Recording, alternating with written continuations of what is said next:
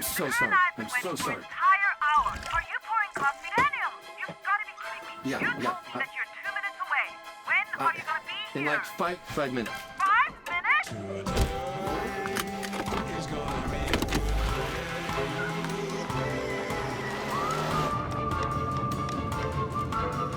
Daniel? Oh!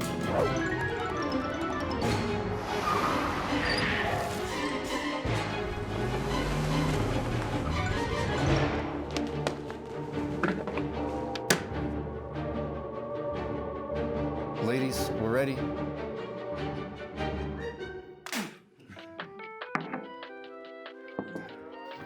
morning. Hey, good morning. Congratulations. When are you due? Good day with Daniel Bennett. Good day. Well, welcome to another episode of Good Day with Daniel Bennett. It is going to be a good day today. I'm very excited to have you join. And, you know, when we were thinking about the show idea, I was going to do a very important show, something that was going to change the world, something that was going to impact lives everywhere, and that just didn't work out. So I'm just doing a really simple show to hang out with you. So I hope that works out. You know, one of the things I'm really excited about in this show is that my regular job is I'm the executive director of academics at 𝗙𝒄 Bible College. And that keeps me pretty busy. I do a wide variety of things, mostly behind the scenes.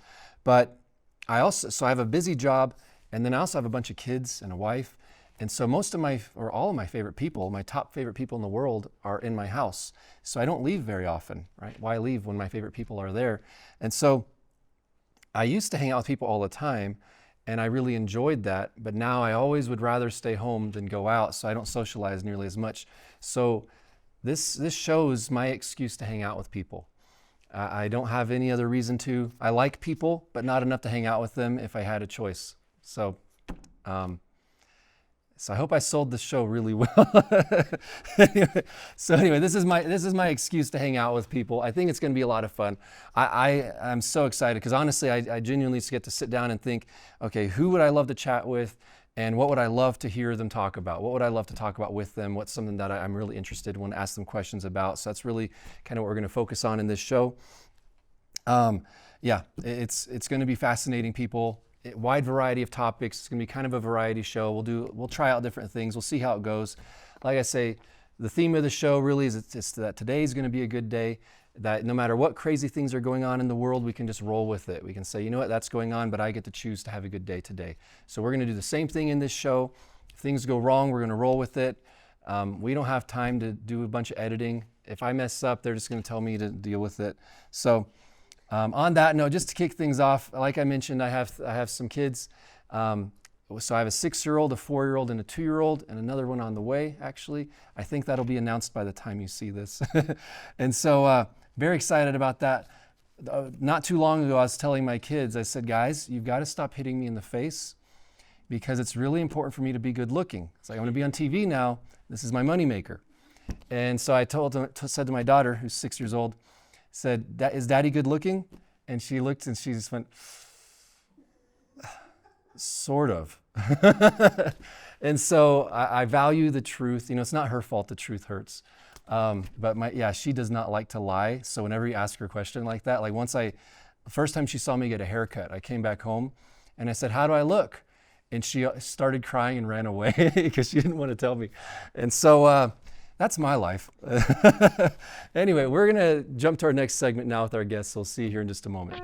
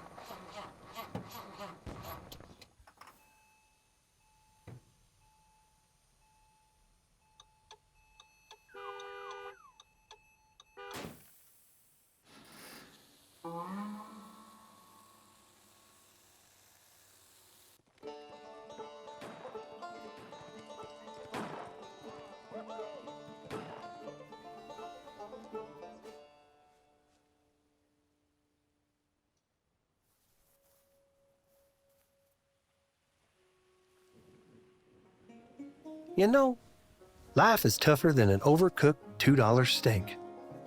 But keeping a good attitude, well, that just keeps it all in perspective. How to stay positive in a negative world. Log on to gooddayGTN.com to get your free copy today. Welcome back. We have a special guest now, Robert Muren. I believe your official title is Director of Product Sales, but really you do all kinds of things. Could you share a little bit about yourself and what brought you here, what you do? Oh, yeah, well, I'm here. We came as a whole family, moving from Norway to Woodland Park. Wife, 4 kids. It was like on an invitation from Andrew Womack that had seen us, met us, and we had come here on a one-time event to hold a production, and that kind of sparked an invitation to come, and he said, we want to just unite with you to help you, what could we do? So that became the starting point, I guess, to come here to America in the first, to come to Woodland Park and 𝗏𝒃 Bible College. So since then, the last, I guess, 8.5, 9 years, we've been doing creative work, productions, films, and whatever kind of buds out from that, and we say yes to anything and everything else. So there's a lot of different things happening. Yeah, you guys have been around for a while before I really met you all. I remember years ago when I heard we flew in some people from Norway to do a show. I was like, we flew in people from Norway to do a show? It just seems so it's the world capital of entertainment and show business. Yeah. Right. Yeah, well, even just kind of how big's the show going to be that we're flying people in, and so then, I didn't meet you guys for a few years, but I'd heard about you. Anyway, we'll talk more here in a little bit, but we have a challenge. All right. I think we're going to have background music, right? Do we just have to imagine it right now? Imagine it right now, yeah. Okay. In future. So we're going to imagine it, Here's but we will have music. the explanation. Okay. And here we have the equipment. Okay. There you go. How Sounds it good. works. Okay. So the whisper challenge is 2 participants take, is there a cash prize? No. 2 participants take turns wearing noise-canceling headphones that play loud music so they can't hear what the other person's saying. The person without the headphones reads the word from the card. Okay, so we both have our own stack of cards. The person with the headphones has to guess what they're saying by reading their lips. It's tricky with the accent. Gotcha. After the word is guessed, we move on to switch roles. I think last time, we just do 3 words with one person and 3 words the next, so we're not switching headphones back and forth. Right. So, or 3 or however many. Okay, so let's shoot for 3 each. Do you want to do headphones first? You do that first. All right, okay. And we have 20 seconds. Okay, you have 20 seconds to give the correct answer. Yeah, okay, it's already working. Okay, ready? Do we have a timer? No? Imagine a timer. He's like, when did the word start? Yeah, okay.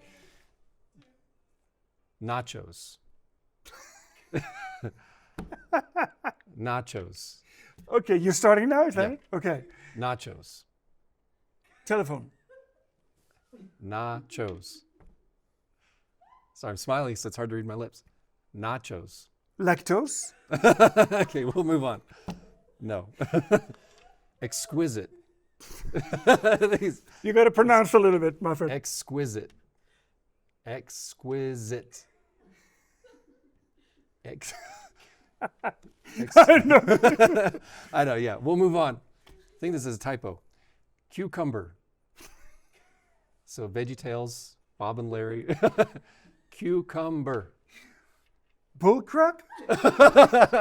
It's a family show, Robert. It's not good. Okay. Cucumber. Okay.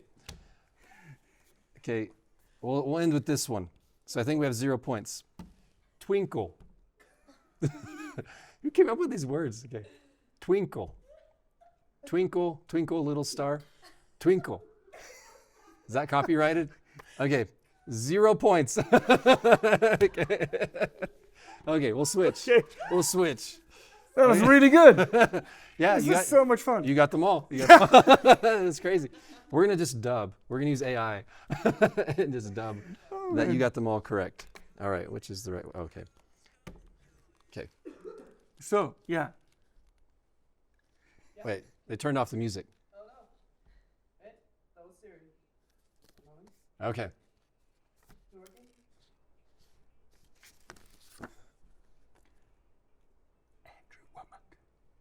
What? 𝗵𝗵𝗋𝒃. Wait, one more time. 𝗵𝗵𝗋𝒃. 𝗕𝗵𝗃𝒂𝒃? We need the Holy Spirit somewhere in it. Hamburger. Hamburger. Nice, nice. Somebody turn off the music in his headset, huh? Cheesecake. What? Cheesecake. Jet ski? I guess that's a Am I doing good? No. Belt buckle. Baseball? He doesn't get more chances. Oh, It's like we're going one. for 5? Uh-huh. Fuzzy. That's a tricky one. What? Fuzzy. Frisbee? I don't Okay, I'll just keep going. This is great. Is that doing it really or one bad. more? No, we got 2 more here. Dizzy. Singing? We're killing this. Ready? Fluffy. I say like Fafnir. Lord of the Rings references? No, I don't know that too much. Yeah. It's not just the lip reading that's hard, it's that the music is so distracting. Okay, how many points did I get? 0.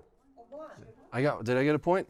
I forgot. Did you keep count? I think he has. No, he didn't do Andrew, right? It was just a Andrew hamburger. Hamburger. I got hamburger. Cheesecake. Belt buckle. Fuzzy. Dizzy. Fluffy. No, Yeah. you don't recognize those, Yeah. right? No, those were. So you have 1. I think I have Yeah. 0. Sorry, yeah. So you had nachos. Nachos. Okay. Exquisite. Yeah. Cucumber. And twinkle. It's like great to me. Yeah. Right? Yeah. Okay, so now we have some videos. Uh-huh. And so are we ready? Yeah. Okay. So we're going to have some videos and we're just going to react to video. I don't know what we've got. All right. Hold your breath because things are getting tense here. These climbers are using a ladder to cross a gap to traverse Mount Everest. Climbers use these aluminum ladders to help with the climb. Without them, it would make the task impossible to complete.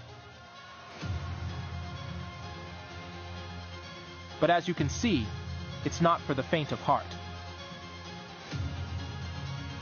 Climbing Everest is notoriously difficult. It takes months of training to get ready to attempt it. These ladders typically carry up to 250 pounds. So for safety, climbers need to go one at a time. Would you put your trust in climbing across these? What? Sounds like the show you're doing with Clay. It's close. We had a few. We could have used a ladder or 2 Right? sometimes. Yeah. Yeah. Well, I hear you had, talked to Matthias about grabbing a log and using that. Yeah, we did that. Yeah. So how close? So for me, I'm not into that. But how much, what's your experience with hiking? Oh, I've been doing quite a bit of hiking, like in Norway in my youth, I guess, a long time ago. But yeah, this is pretty extreme though, like glacier walking. I actually worked 1 year at a glacier museum, a glacier center in Norway. So I've been doing some walking on glaciers and stuff. And this is pretty safe in a sense. The glacier is not moving, but it can. Right. It can shift. You never know Yeah. when that happens. But those cracks are almost permanent, so it's pretty steady. Right. There's the loose snow on top of that can be tricky too. So Yeah. I know I just recently got a virtual reality rock climbing game. oh, And so you put it on and you're climbing, and it's actually exhausting without doing anything. It's like You're only just sitting in the couch yeah, you're just doing doing this. this, and you're like, this is tiring. you need friends and you need to get out more. Well, like I mentioned, I don't leave very much, so I have my family and I have a virtual reality headset. That's all What you else need. does a guy need? Well, But so I climbed to the top, and then I looked down and I almost fell over because like you got your like, couch? well, standing up. all right. I don't do it on a couch. I mean, my goodness. But anyway, but you get real vertigo where you stand up, and I was like, my goodness, people do this for real. So I used to always want to be a rock climber, not a mountain climber. Like I like the climbing part, not the hiking part. Got it. Anyway, but yeah, this is probably nothing for you. Would you do Mount Everest? Or No, no interest. Of course, no, never. Yeah. No. Okay. All right, let's do the next video, see if it's something that I can relate to. You got a friend in me? Yep. By Claire and Dad. By Claire and Dad.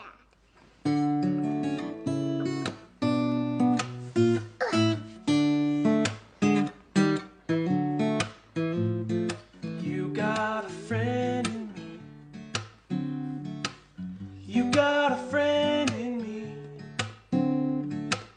When the road looks rough ahead and you're miles and miles from a nice warm bed, you just remember what your old pal said. Yeah, you got a friend in me. Girl, you got a friend in me. This is the second verse. I'm doing the second verse. You got friends in me. You got friends in me. You got troubles. I got them too. There isn't anything I wouldn't do for you. We stick together, can see it through. 'Cause you got a friend in me. Yeah, you got a friend in me. Some other folks might be a little bit smarter than It's so cute. It's cute. Are we allowed to play that? I guess they are. She's super famous. She is? Oh yeah, she's a big one. This is one of her earlier videos, Mm-hmm. and then she grew a little bit up and she plays the ukulele and stuff herself. Yeah, pretty that's good. cool. Yeah, it's Yeah. funny to see a little child sing, "You got troubles, I got them too." Yeah, exactly.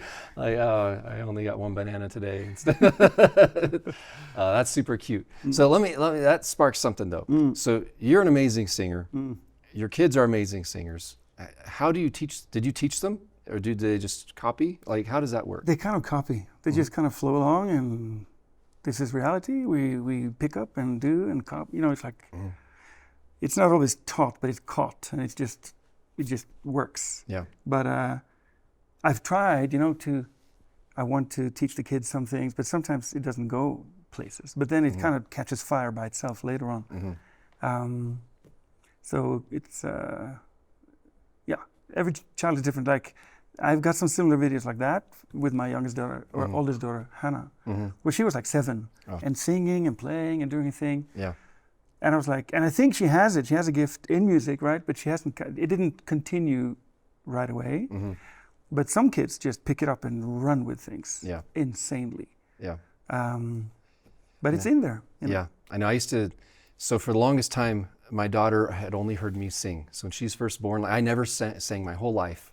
And something about having a little girl, I was like, I'm gonna sing now.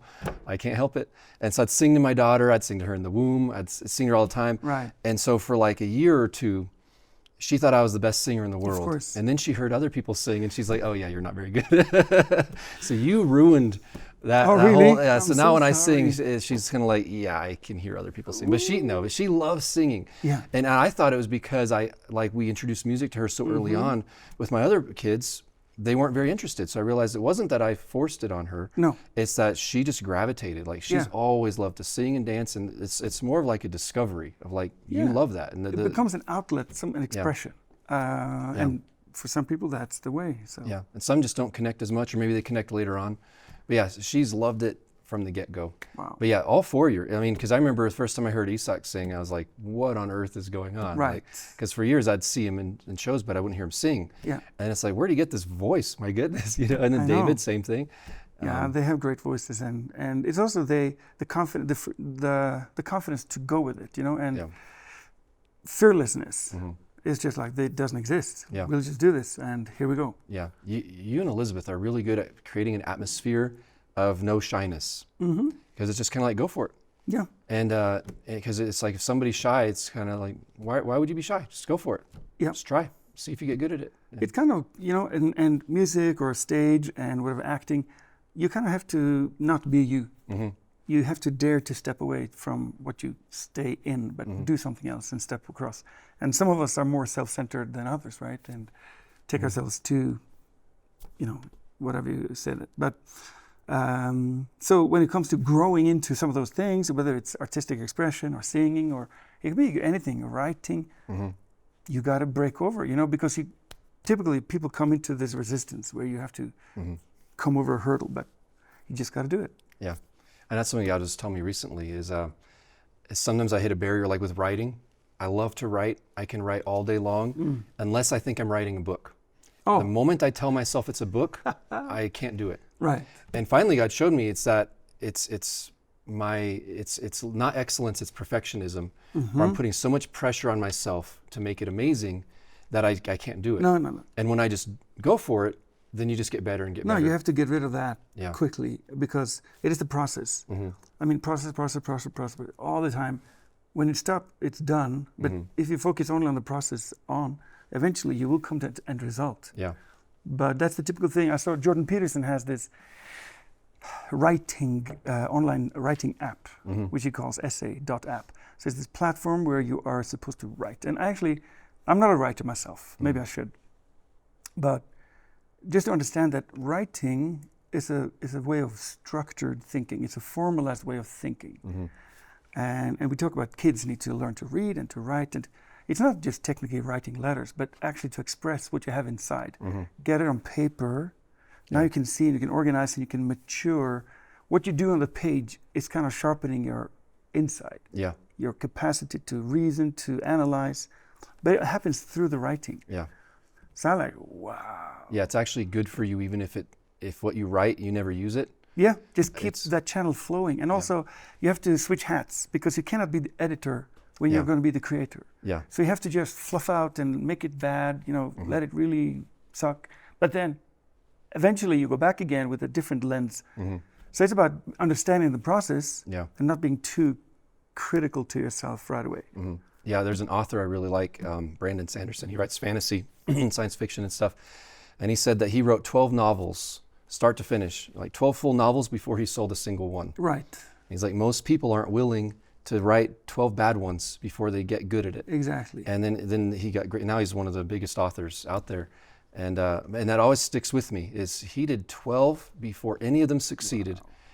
You know, how many people would give up at 5, at 7? And he's like, but I enjoy it even if I never sell one. That's the thing, right? That's the secret, I guess. Yeah. If you try to just do something because you want to be at another place, no, you need to love the process. Yeah. Yeah. Well, let's jump to the next video. I think we got 1 or 2 more. Bye, Lexi. I love you more. Bye, more. No, I love you more. No. Yeah. No. Bye, Lexi. I love you. Bye, I love you more. Bye, more. No, I love you more. No. Bye, Lexi. I love you. Bye, I love you more. Bye, more. I love you more. No. Bye, Lexi. I love you. Bye, I love you more. I love you more. Oh, good. Cute. Yeah. That's adorable. Yeah. We have some stories on our kids, you know, to say I love you and to be expressive like that. Because Hannah, our firstborn, she was like very outgoing, extrovert, and I love you. And she was singing, and as a little girl. And 𝗎𝒏, number 2, he was like a little bit like stoic, like serious and introvert, and we were kind of, I love you. It was hard for him. Yeah. Nobody taught him, or it was not something he chose. It was a barrier in there. I remember even as a baby, Hannah, she couldn't get enough skin and, you know, hug. And when I was going to have 𝗎𝒏 to fall asleep, he was like, ugh, it's squirming. He was too close. So I had to kind of turn him around, face out. Then he kind of had some space and air. Yeah. So he just needed that. But later, Hannah, or with 𝗎𝒏, Elizabeth, my wife, 𝗎𝒏, can you say I love you? Oh, it's hard. It was like he was struggling, like a little man there. But then she said, okay, what you can do, like just pinch me 3 times. I love you. So he didn't have to say it verbally, but he got now a new language. 3 small squeezes. And he started going everywhere, all the time. He got a language, he got an expression of it. Yeah. And it became something we do like all the time now, even. It's just cool. So cool. Yeah. And like David, he's our number 3, he's now 16. There's not a day, there's not one conversation on the phone every day or in the room, in the hallway, I leave him and he says, I love you. all the time. And that's like, wow. Mm-hmm. And it says, me as a 16-year-old, I guess I never said I love you until I was like 30. Right. You know, but, it's like, but to have that freedom, right? Yes, and to live in love you, that Dad. now, it's amazing. So to see kids just be free and express that is so beautiful. No, it's so cool. And it's exciting to see them show affection to each other, like in the video. Because, because my daughter, it's very similar. So my daughter, she's 6.